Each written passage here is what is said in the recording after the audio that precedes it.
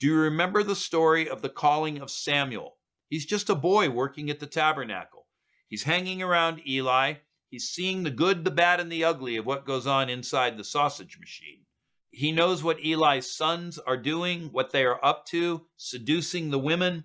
He's not drawn into it, but he's taking it all in.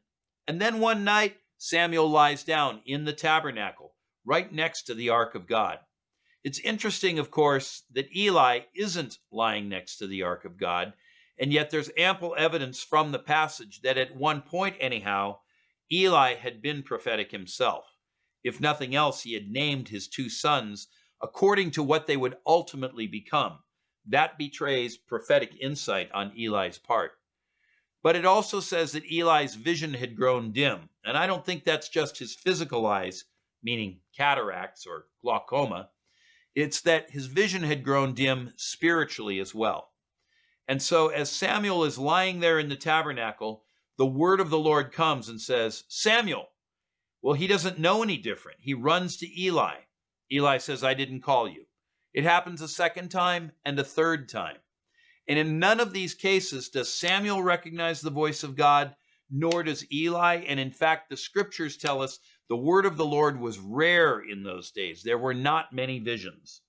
And so with that, we understand that Eli himself had drifted away from whatever prophetic insight and unction he may have had when he was a younger man.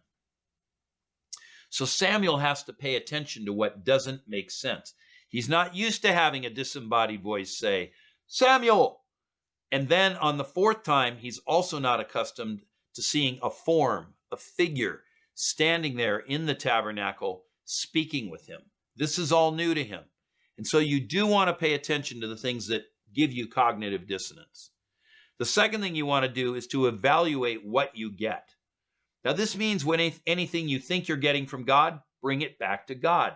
Remember what they did in Acts chapter 13 when they were waiting on the Lord for the word about Saul and Barnabas and whether they should be sent out from the church at Antioch?